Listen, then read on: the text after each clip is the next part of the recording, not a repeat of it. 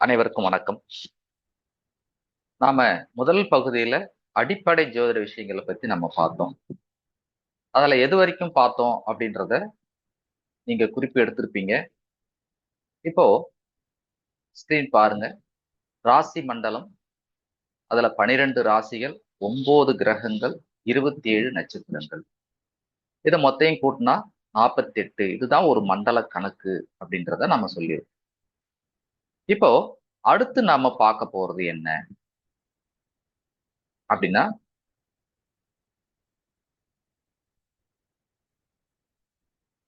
ராசி கட்டம்.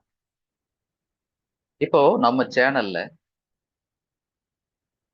இப்பதான் நீங்க முதல் முதல் ஜாதகம் கத்துக்கிறீங்க அப்படின்னா இதுதான் சரியான தளம். அடிப்படை முதல் பலன் சொல்லும் வரை நம்ம தொடர்ந்து வீடியோ போட போறோம். குறிப்பு எடுத்துக்கோங்க. இப்ப ராசி கட்டம். இப்ப ராசி கட்டம் அப்படின்னு பார்க்கும் பொழுது வான மண்டலத்துல எப்படி இருக்கும் அப்படின்னு சொன்னா 360 டிகிரி அப்படின்னு. அப்ப ரவுண்டா தான் இருக்கும். மேல நாடுகள்லாம் ரவுண்டா போடுவாங்க. அதை நம்ம போட்டோம்னா சரியா வராது அப்படின்றதுனால நம்ம கட்டமா அமைக்கணும். அதே நார்த் சைடு வட இந்தியாவெல்லாம் வேற மாதிரி கட்டம். இப்படி கட்டங்கள் அவங்கவுங்க அவங்க வசதிக்கு தகுந்த மாதிரி போட்டிருக்காங்க. ஆனா 12 கட்டம் அப்படின்றத நீங்க தெரிஞ்சு இந்த கட்டம் போறத நீங்க முதல்ல போடும்போது அழகா போட கத்துக்குங்க. இதுல முதல் கட்டம் எங்க இருந்து தொடங்குது அப்படின்னு சொன்னா இந்த இடத்துல இருந்து தான் தொடங்கும். இங்கதான் ஃபர்ஸ்ட். அப்ப பாருங்க, அதுக்கு அடுத்து செகண்டு, தேர்டு, 4, 5, 6, 7, 8ன்னு அப்படியே ரவுண்டா வந்துகிட்டு இருக்கு. இப்போ இந்த ஒண்ணுன்றதுதான் கால புருஷ லக்கணம் அப்படின்னு சொல்லுவாங்க. அந்த ஒண்ணுன்றது கால புருஷ லக்கணம் அப்படின்னு சொல்லுவாங்க. அப்போ அந்த ஒண்ணு அப்படின்ற இடம் என்ன பேரு அப்படின்றத நீங்க குறிச்சு. அந்த 1ஆம் இடம் அப்படின்றது மேஷம். அது மேஷ ராசின்னு பேரு. 2 ரிஷபம், 3 மிதுனம், 4 கடகம், 5 சிம்மம், 6 கன்னி, 7 துலாம், 8 விருச்சகம், 9 தனுசு, 10 மகரம், 11 கும்பம், 12 மீன். இத நீங்க மனப்பாடம் பண்ணிக்கணும். நீங்க முதல் முதல் படிக்கிறீங்க அப்படின்னு சொன்னா மனப்பாடம் பண்ணிக்கணும். இந்த 12 ராசிக்கு உண்டான விஷயங்களை நீங்க மனப்பாடம் பண்ணித்தான் ஆகணும். இப்போ 360 டிகிரியா அது பிரிக்கிறாங்க. அப்ப மேஷம் அப்படின்றது இடத்துல 0ல இருந்து 30 டிகிரி ஒரு வீடுன்னு அர்த்தம். 0ல இருந்து 30 வரைக்கும் ஒரு வீடு. அடுத்து 31ல இருந்து 60 வரைக்கும் ரிஷபம். அடுத்து 61ல இருந்து 90 வரைக்கும் மிதுனம். அடுத்து 120 இங்க. ஒவ்வொரு கட்டத்துக்கும் 30 டிகிரி, 12 30 360. அப்ப இந்த ராசி கட்டத்தினுடைய மொத்த பாகை 360 அப்படின்றத நீங்க மனசுல வச்சு. இப்ப துலா ராசி அப்படின்னா இந்த துலா ராசி மொத்த டிகிரி அப்படின்னு பார்த்தோன்னா 210 வரைக்கும் அது நிரம்பி இருக்கு அப்படின்னு 210 வரைக்கும் அப்படின்னு நம்ம சொல்லிக்கணும். இப்ப 27 நட்சத்திரங்கள் நீங்க படிச்சீங்க இல்லையா? 27 நட்சத்திரத்தை இப்ப நீங்க படிச்சீங்க. இந்த 27 நட்சத்திரமும் இதுக்குள்ளதான் இருக்கு. இந்த கிரகங்கள் போகக்கூடிய பாதை, இந்த கிரகங்கள் போகக்கூடிய பாதையில இருக்கக்கூடிய நட்சத்திர கூட்டங்களை மட்டும்தான் நம்ம கணக்குல எடுத்து. இந்த பிரபஞ்சத்துல நிறைய நட்சத்திர கூட்டங்கள் இருக்கு. ஆனா இந்த நட்சத்திர கூட்டங்கள் எதன் வழியோ போகுதோ அதை தான் நாம 27 நட்சத்திரமா எடுத்துப்போம். இந்த நட்சத்திர கூட்டங்கள் அஸ்வினா ஒரு நட்சத்திரம் இல்ல, அது ஒரு கூட்டமா இருக்கும். அதை நம்ம போக போக படிப்போம். பாருங்க, இப்படித்தான் இருக்கும். இப்ப ரவுண்ட் ஷேப்ல நீங்க போட்டிருக்கு பாருங்க. மேஷம் 30 டிகிரி. அந்த வட்டத்தை 360 டிகிரியா நாம 12ஆ பிரிக்கும் பொழுது ஒரு பீஸுக்கு 30 டிகிரி. இதுதான் நாம நம்ம வசதிக்காக என்ன செஞ்சிருக்கோம்? கட்டத்துல போட்டு அடிக்கிறோம். கட்டத்துல போட்டு அடைக்கிறோம். இப்போ ஆண் பெண் ராசி பார்க்கறதுக்கு முன்னாடி ஆட்சி வீடுகள் அப்படின்றத நீங்க பார்த்து ஆட்சி வீடுகள் அப்படின்றத நீங்க பார்த்து மேஷம் அப்படின்றது வந்து செவ்வாய் கிரகத்தினுடைய ஆட்சி வீடு. பாருங்க, மேஷம் அப்படின்றது செவ்வாய் கிரகத்தினுடைய ஆட்சி. ரிஷபம் அப்படிங்கிறது சுக்கிரனுடைய ஆட்சி. மிதுனம் அப்படின்றது புதனுடைய ஆட்சி. அதாவது இந்த வீட்டுக்கு சொந்தக்காரர் அவர்தான். புதன் தான் இந்த வீட்டுக்கு சொந்தக்காரர். அது அவருடைய வீடு, ஆட்சி அப்படின்னு சொல்லுவாங்க. கடகத்துல இவர் சந்திரன் ஆட்சி, சிம்மத்துல சூரியன், கன்னியில புதன், துலாத்துல சுக்கிரன், விருச்சிகத்துல செவ்வாய், தனுசுல குரு, மகரம் சனி, கும்பம் சனி, மீனம் குரு. இதை நீங்க எழுதிக்கிங்க. எப்பயுமே கட்டத்துக்குள்ள நீங்க போடுங்க. கட்டத்துக்குள்ள அடைச்சிங்கன்னா உங்களுக்கு ஈஸியா இருக்கும். இப்படி கட்டத்தை போட்டு உள்ள மேஷம், அதுக்கு கீழே செவ்வா அப்படின்னு போட்டு, செவ்வாய் மேஷத்துல இருக்கு அப்படின்னு சொன்னா அவர் 100% வலிமையானவர் அப்படின்னு அர்த்தம். அவரு 100% வலிமையானவர்னு அர்த்தம். இங்க பாருங்க, செவ்வாய் வந்து பாத்தீங்கன்னா மேஷத்துக்கும் ஆட்சின்னு போட்டிருக்கோம், விருச்சகத்துக்கும் ஆட்சின்னு. ஏன் இப்படி ரெண்டு கொடுத்துருக்குறாங்க அப்படின்னா, குணங்கள் மாறுபடும். குணங்கள் மாறுபடும். ஒவ்வொன்றா நீங்க படிக்கும் பொழுது அது உங்களுக்கு புரிய வரும். இப்ப மேஷ செவ்வாய் அப்படின்னு சொன்னா அதனுடைய குணம் எப்படி இருக்குன்னு சொன்னா, கோவம் வந்தா படார்னு அடிச்சு டக்குன்னு பேசி. இது மேஷ செவ்வாய். விருச்சிக செவ்வாய் என்ன செய்யும் அப்படின்னு சொன்னா, கோவத்தை டக்குன்னு வெளி காட்டாது, ஆனா கோவப்படும். சமயம் வரும் வரை காத்திருக்கும். மேஷ செவ்வாய் என்ன பண்ணும்? கோவத்தை வந்து படார்னு காமிச்சு அதோட விட்டுட்டு போயிடும். ஆனா விருச்சிக செவ்வாய் எப்பெல்லாம் சமயம் வருதோ அப்ப கொத்திக்கிட்டே இருக்கும். கால புருஷனுக்கு 8வது வீடு. நம்ம எது கால புருஷன் சொன்னோம்? இதுதான் ஃபர்ஸ்ட். இதுல இருந்து எண்ணிக்கிட்டே வந்தீங்கன்னா அது 8ஆ வரும். நம்ம நம்பர் போட்டிருந்தோம் பாரு. அப்போ இந்த செவ்வாய்க்கு என்ன குணம், இந்த செவ்வாய்க்கு என்ன குணம் அப்படின்றத நீங்க புரிஞ்சு, நாம கிரக காரகத்துவங்கள், ராசி காரகத்துவங்கள் படிக்கும் பொழுது உங்களுக்கு அது புரிய வரும். இப்போ ரிஷபத்துக்கும் சுக்கிரன் வந்து ஆட்சி, துலாத்துக்கும் சுக்கிரன் ஆட்சி. ரிஷப சுக்கிரன் என்ன பண்ணும் அப்படின்னா, தன்னை அழகுபடுத்திக்கும், தன்னை வெளிப்படுத்தும், தன்னை வெளிப்படுத்தும். இப்போ துலா சுக்கிரன் என்ன பண்ணுனா, எதுலையும் எடை போடும், எடை பார்க்கும், கணக்கு பார்க்கணும், லாப நஷ்டம் பார்க்கும், சேமிக்கிற பழக்கம் இருக்கும். அவங்களுக்கும் சேமிக்கிற பழக்கம் இருக்கும். ஆனா இது வந்து எதையுமே கணக்கா பார்க்கும், எடை போட்டு பார்க்கும் அப்படின்னு நீங்க புரிஞ்சு. ரெண்டுமே சுக்கிரனா அழகுதான், ரெண்டுமே சுக்கிரனா பணம் தான். அது தன்னை அலங்காரப்படுத்திக்கும், தான் குடும்பம், தன்னுடைய அழகு, தன்னுடைய செயல்பாடு அப்படின்னு அழகுபடுத்திக்கணும்னு ஆசைப்படும். துலா வந்து பாத்தீங்கன்னா எப்படி பணத்தை வந்து சேமிக்கலாம், எதை பண்ணா எது வரும் அப்படின்ற ஒரு கணக்கு பாருங்க. மிதுனத்துக்கு புதன் இருக்கு, கன்னிக்கும் புதன் இருக்கு. புதன் வந்து பாத்தீங்கன்னு சொன்னா கணக்கு வழக்கு கலா ரசிகன் அப்படின்னு சொல்லலாம். அதனுடைய காரகத்து நிறைய இருக்கு. அதுல புதன் வந்து பாத்தீங்கன்னு சொன்னா, மிதுன புதன் என்ன செய்யும் அப்படின்னு சொன்னா, ஜாலியா இருக்கும். பாட்டு பாடும், ஆட்டம் ஆடும், டான்ஸ் ஆடும். அப்போ அந்த மிதுனத்துல ஏதாவது ஒரு கிரகம் இருக்கு அப்படின்னு சொன்னா அவங்களுக்கு பாட்டு கேட்கிற பழக்கம், ஜாலியா என்ஜாய் பண்றது, இந்த தன்மை அவங்க கிட்ட இருக்கு.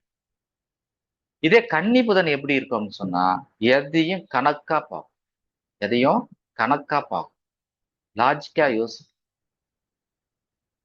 இதுதான் அந்த ராசியோட ரெண்டு கிரகத்துக்கு ஆட்சி வீடு கொடுத்திருந்தாலும் எப்படி நாம எடுத்துக்கணும் அந்த குணங்கள் அப்படின்றதுனுடைய சாம்பிள் தான் நம்ம சொல்லிட்டு. கடகச்சந்திரன், சந்திரன்னா அம்மா, எமோஷன். அப்ப இவங்களா யாரு? இவங்களுக்கு ஒரு வீடு தான். ஒளி கிரகங்களுக்கு சொந்த வீடு ஒண்ணு ஒண்ணுதான். அதை ஏன் பிரிச்சாங்க அப்படின்றத நம்ம பார்ப்போம் பின்னாடி. அப்போ சந்திரன் அப்படின்னா எமோஷனல், தாய்மை உணர்வு, இது இருக்கும். அடுத்து சூரியன். சூரியன்னா பாத்தீங்கன்னா நவகிரகங்கள் அவர்தான் தலைமை. அந்த சூரியன் வந்து கௌரவம் பார்க்கும். அது சில பேருக்கு ஆணவமா கூட தெரியலாம். கௌரவம் பார்க்கும். இப்ப சிம்மத்துல ஒரு கிரகம் இருக்கு அப்படின்னு சொன்னா அந்த கிரகம் குறிக்கக்கூடிய காரகர் எதையும் கெத்தா பாத்துக்கலாம் செஞ்சுக்கலாம் அப்படின்னு வாய் ஆல்ட்டாவது இருக்கும்.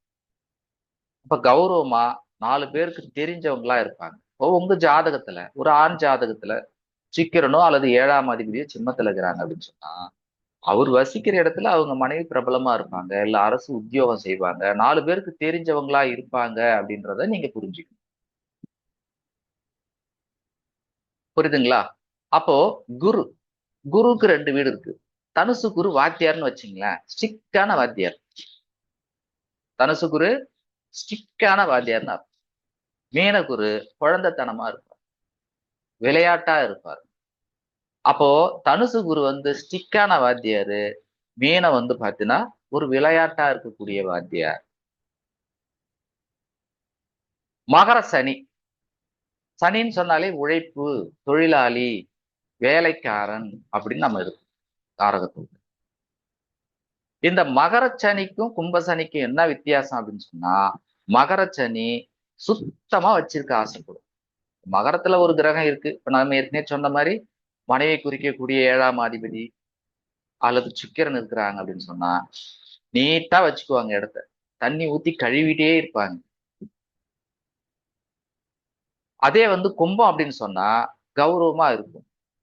2 பேருமே வேலை செய்வாங்க. நல்லா கவனிச்சுக்கங்க, 2 பேருமே வேலை செய்வாங்க. மகரம் என்ன பண்ணுது அப்படின்னு சொன்னா மகரத்துக்கிட்ட ஒரு ஃபங்க்ஷனை வந்து ஏற்பாடு பண்ணணும்னு சொல்றீங்க. மகர ராசிக்காரர்னு வச்சுக்கங்களேன்.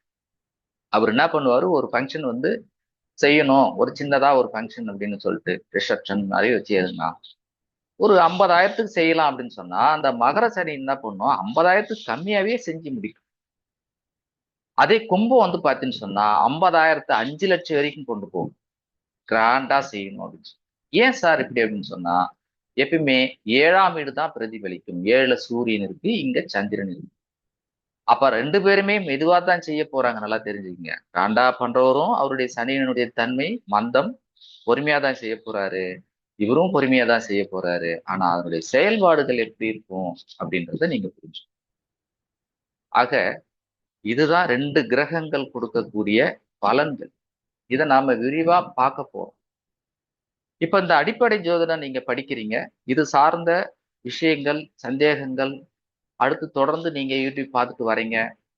உங்களுக்கு இந்த அடிப்படை சம்பந்தப்பட்ட பிடிஎஃப் கொடுக்கப்படும்.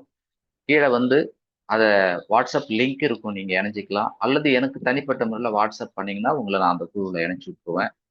அடுத்து மேற்கொண்டு நீங்க படிக்கணும் அப்படின்னு சொன்னா நம்ம நிறைய வகுப்புகள் நடத்தியிருக்கோம். அந்த வகுப்புகள் ஏற்கனவே நடத்தின வகுப்பு இருக்கு, அதை வாங்கி படிக்கலாம். அல்லது ஸ்பெஷல் வகுப்பு மாசம் மாசம் நடக்கும், அதுல நீங்க வந்து படிச்சு சிறந்த ஜோதிடரா நீங்க வர்றதுக்கு வாழ்த்துக்கள். அடிப்படை விஷயங்களை நம்ம பார்த்துட்டு வரோம். அந்த வகையில இப்போ அடுத்து ஆண் பெண் அப்படின்றத இப்போ பார்த்துருவோம். இதனுடைய பலன்கள் என்னன்றத நாம அடுத்த வகுப்புல பார்ப்போம். இப்போ காலபுருஷனுக்கு முதல் வீடு ஆண் அப்படின்னு இருக்கு இல்லையா, ஆண். அடுத்து 2வது வீடு பெண். உங்களுக்கு ஈஸியா இருக்கும். ஒண்ணு, அதாவது ஒற்றைப்படைன்னு சொல்லுவாங்க, அதை தான் நம்ம ஒற்றைப்படைன்னு பக்கத்து கட்டத்துல போட்டு வச்சிருக்கோம் பாருங்க. இதை நீங்க வந்து குறிப்பு எடுத்துக்குங்க, நோட்டு இதுக்குன்னு போட்டு நீங்க எழுதிட்டே வாங்க. அப்போ ஆண் பெண், ஆண் பெண், ஆண் பெண் அப்படின்னு நீங்க போட்டுட்டே வந்தீங்கன்னா 6 ஆண் ராசியும் 6 பெண் ராசியும். இத ஒற்றைப்படை ராசி அப்படின்னு சொல்லுவாங்க, இரட்டைப்படை ராசி அப்படின்ற பேர்லயும் அழைக்கும். ஸோ இதுதான் வந்து பாத்தீங்கன்னு சொன்னா ஆண் பெண். இது எதுக்கு பயன்பட போகுது அப்படின்றத நாம பின்னாடி பலன் சொல்லும் பொழுது அதை படி. சரிங்களா? இப்போ உதாரணத்துக்கு நாம இப்போ ராசி பார்த்தோம் இல்லையா, ராசி பார்த்தோம் இல்லையா, என்ன பார்த்தோம்? மேஷத்துக்கு, அதாவது 1ன்ற இடத்துல வந்து யார் ஆட்சி வீடு? செவ்வாய் ஆட்சி வீடு. 2ன்ற இடத்துல எப்படி, யாருடைய ஆட்சி வீடு? அதுவும் செவ்வாயுடைய ஆட்சி வீடு. அப்போ அந்த செவ்வாய்க்கு நாம என்ன சொன்னோம்? ஆண் அப்படின்ற இடத்துல இருக்கக்கூடிய செவ்வாய்க்கு என்ன சொன்னோம்? கோவம் வந்தா அடிச்சிடும் அப்படின்னு சொன்னோம். 8ஆம் இடம், அதாவது விருச்சிகத்துல இருக்கக்கூடிய செவ்வாய் என்ன சொன்னோம்? கோவம் வந்தா வெளிக்காட்டாது, சமயம் வரும்பொழுது செய்யும் அப்படின்னு சொன்னோம். கவனிச்சீங்களா? அவ பலன் இப்படித்தான் எடுக்கும். இப்போ 2ன்னு போட்டிருக்க இடம் வந்து சுக்கிரனுடைய வீடு, ரிஷபம் இல்லையா? அந்த ரிஷபத்துக்கு வந்து நம்ம என்ன சொன்னோம்? தன்னை அழகுபடுத்திக்கும் அப்படின்னு சொன்னோம் இல்லையா? தன்னை அழகுபடுத்திக்கும் அப்படின்னு சொன்னோம். அடுத்து இங்க 7வது வீடு வந்து பாத்தீங்கன்னா, அதாவது துலாம் வந்து அதுவும் சுக்கிரனுடைய வீடு. அது என்ன பார்ப்போம்? எதையும் வந்து எடை போட்டு பார்க்கும் அப்படின்னு சொன்னோம். இப்ப எடை போட்டு பார்க்கணும் அப்படி காமிக்கிறது நீங்க புரிஞ்சுக்கணும். அங்க வந்து தராசு சின்னம் இருக்கும். நம்ம சின்னத்தை பத்தி படிப்போம். அந்த சின்னங்கள் ஏன் வச்சிருக்கிறாங்க, அதனுடைய அதை வச்சு எப்படி நம்ம காரகத்துவங்கள் சொல்லலாம் அப்படின்றத நாம படிக்கலாம். ஆக அடிப்படை வகுப்பு நாம தொடர்ந்து படிக்கிறோம். இது தொடர்ந்து போச்சுன்னா கொஞ்சம் போர் அடிக்கும். அதனால நாம கொஞ்சம் கொஞ்சமா பார்க்கிறோம். அந்த வகையில இன்னைக்கு நாம வந்து வேற ஒரு விஷயங்களையும் பார்ப்போம். அதாவது 12 ராசிகள் அப்படின்னு சொல்லியாச்சு. ஆனா தமிழ் வருடம் அப்படின்றது 60 ஆண்டுகள். இது அடிப்படையில பஞ்சாங்கத்துல போட்டிருப்பாங்க. நீங்க பஞ்சாங்கத்தை பாருங்க. இருந்தாலும் நம்ம சொல்றோம், எழுதிக்கிங்க. பிரபவ, விபவ, சுக்கில, ரோமோதூத, ரோஜோபதி, ஆங்கிரச, ஸ்ரீமுக, பவ, யுவ அப்படின்னு வரும். இந்த 60 வருஷத்தை நீங்க பஞ்சாங்கம் உள்ளவங்க பார்த்து எழுதிக்கிங்க. பஞ்சாங்கம் இல்லாதவங்க இப்ப நான் சொல்றத கேட்டு எழுதி. 10வது தாது, 11 ஈஸ்வர, 12 வெகுதான்ய, 13 பிரம்மாதி, 14 விக்கிரம, 15 விஷு, 16 சித்திரபானு, 17 சுபானு, 18 தாரணா, 19 வந்து பார்த்திபா, 20 வியா, 21 சர்வஜித், 22 சர்வாதாரி, 23 விரோதி, 24 விக்ரதி, 25 கர, 26 நந்தன, 27 விஜய, 28 ஜெய, 29 மன்மத, 30 துன்முகி, 31 ஹே விளம்பி, 32 விளம்பி, 33 விகாரி, 34 சர்வாரி, 35 பிளவ, 36 சுபகிருது, 37 சோபகிருது, 38 குரோதி, 39 விசுவாசு, 40 பரபவ, 41 பிளவங்க, 42 கீலக, 43 சௌமிய, 44 சாதாரண, 45 விரோதி கிருது, 46 பரிதாபி, 47 பிரமாதீச, 48 ஆனந்தா, 49 ராட்சச, 50 நல, 51 பிங்கள, 52 கால யுக்தி, 54 ரௌத்ரி, 55 துன்மதி, 56 துந்திபி, 57 ருத்ரோத்தகாரி, 58 ரக்தாஷி, 59 குரோனா, அதாவது குரோதனா, 60 அட்சய. இந்த வரிசையில திரும்ப திரும்ப வந்துடும். இந்த வரிசையில தான் இந்த வருடங்கள் திரும்ப திரும்ப வந்துடும். அதாவது ஒரு முறை நாரதற்கு ஏற்பட்ட சாபத்தினால அவரு பெண்ணாக மாறிட்டாராம். இது புராண கதைகள். ஒரு முறை நாரதருக்கு சாபம் ஏற்பட்டுருச்சு. அதனால அவரு பெண்ணா மாறிட்டாரு அப்படின்னு ஒரு கதை இருக்கு. அப்ப அவருக்கு பிறந்தது தான் அந்த 60 குழந்தைகள் அப்படின்னு புராணம் சொல்லுதுங்க. இதெல்லாம் வந்து நம்ம இதெல்லாம் படிக்கும் பொழுது இதையும் நம்ம தெரிஞ்சு 60 குழந்தைகள் அவர் பெற்றெடுத்ததா சொல்லுது இந்த கதை. இந்த 60 குழந்தைகளின் பெயர் தான் இந்த வருடம், வருடத்தினுடைய பேரு அப்படின்றத நீங்க புரிஞ்சுக்கணும். அதே போல கும்பகோணம் பக்கத்துல இருக்கு இல்லையா சுவாமி மலை, அந்த முருகன் சன்னிதாருக்கு செல்லும் வழியில 60 படுகெட்டு இருக்கும். 60 படிக்கட்டு போயிருக்கீங்களா? 60 படிக்கட்டுகள்ல இந்த வருடங்களின் பெயர் எழுதப்பட்டிருக்கும். இந்த 60 வருஷத்துல எது ஃபர்ஸ்ட் அப்படின்னு சொன்னா பிரபவ வருடம். பிரபவ வருடம். இந்த 60 வருடம் தான் திரும்ப திரும்ப வந்துகிட்டே இருக்கும். சரிங்களா? இது தமிழ் வருடம். இப்ப நீங்க ஜாதகம் எழுதி வச்சிருந்தாங்கன்னா பாப்பீங்க, அந்த ஜாதகத்துல வந்து 60 வருடங்கள் அதனுடைய பெயர்கள் எல்லாம் போட்டிருக்கும். பஞ்சாங்கத்துல போட்டிருக்கும். இப்போ கேரளாவுல வந்து பாத்தீங்கன்னு சொன்னா கொல்லம் ஆண்டு அப்படின்னு போட்டிருப்பாங்க. நீங்க வந்து ஒரு ஜாதகத்துல எழுதும்போது பாத்தீங்கன்னா நோட்ல வந்து கொல்லம் ஆண்டு அப்படின்னு போட்டிருக்கும்.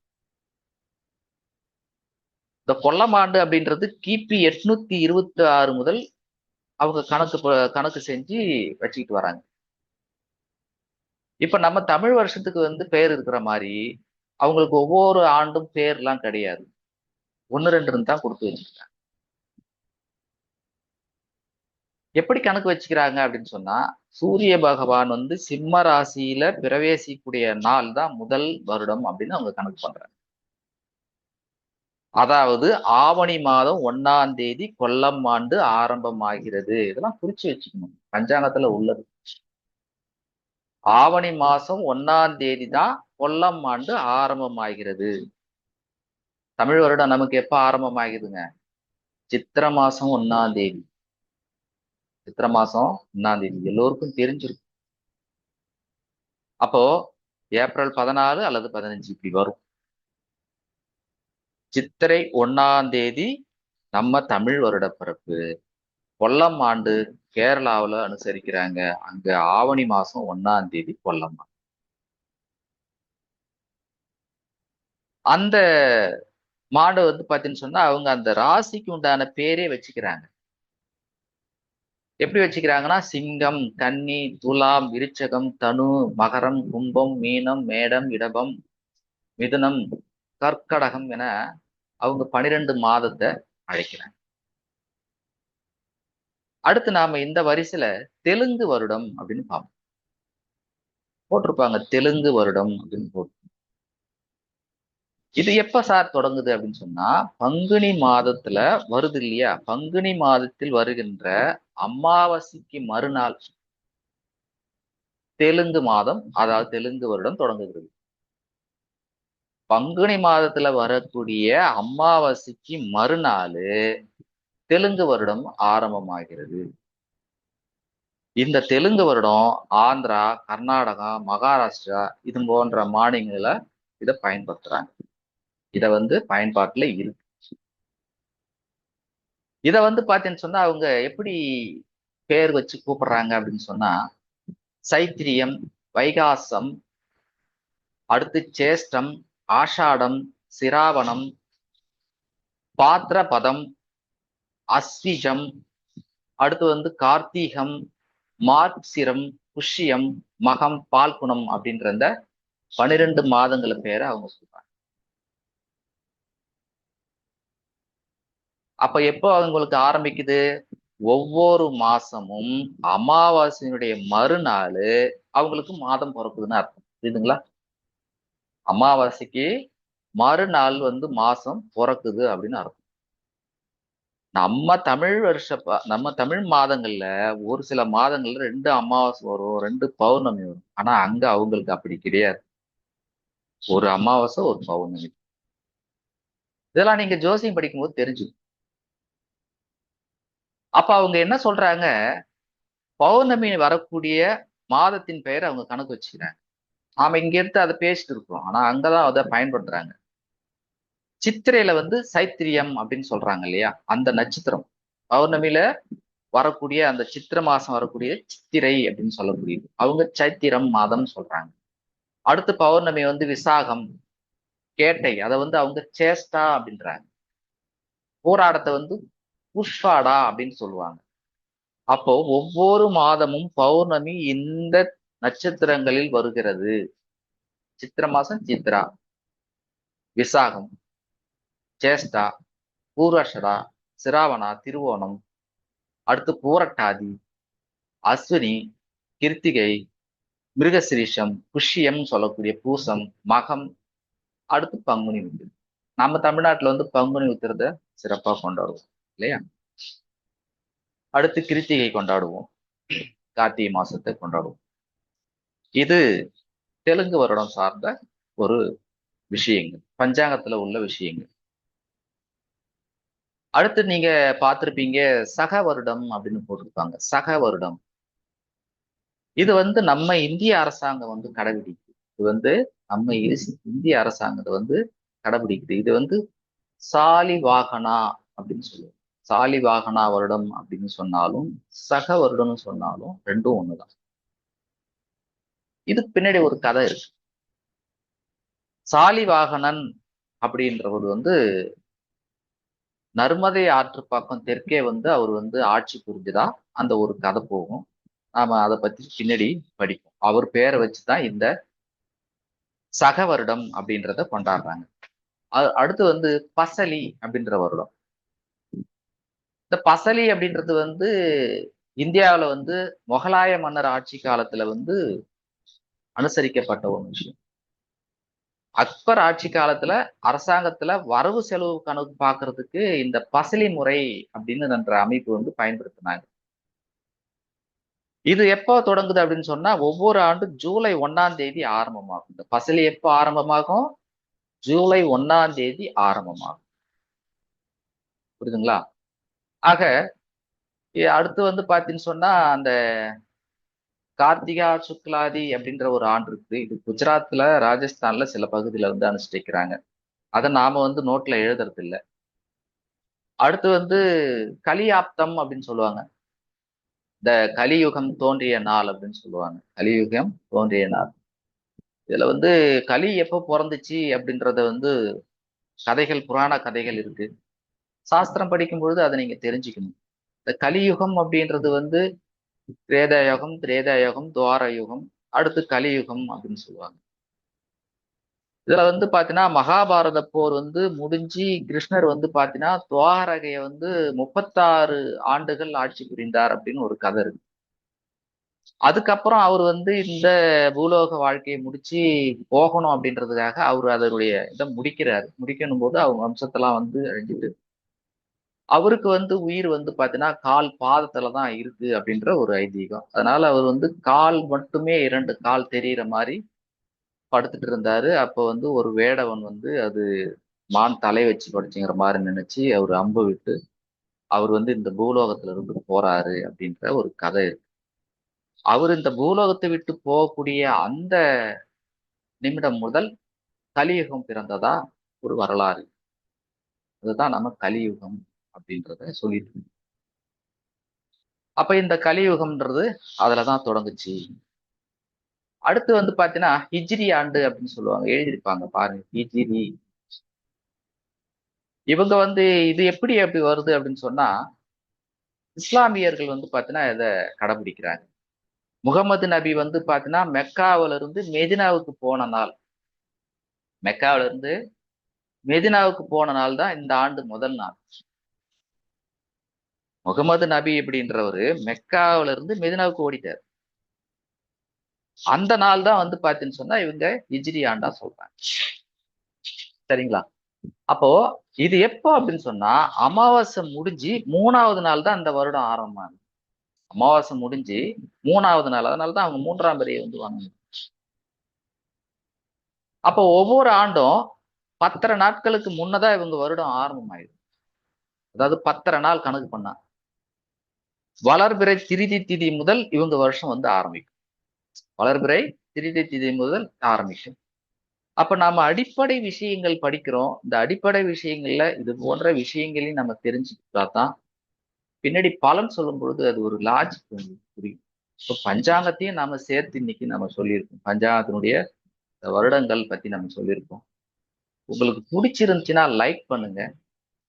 உங்களுக்கு பிடிச்சிருந்துச்சுன்னா லைக் பண்ணுங்க, மற்றவங்களுக்கு ஷேர் பண்ணுங்க. வாட்ஸ்அப் குழுவில் இணைஞ்சு நீங்க மீண்டும் தொடர்ந்து படிக்க வாழ்த்துக்கள். மீண்டும் அடுத்த பாடத்தில் சந்திப்போம். வாழ்க வளம். அனைவருக்கும்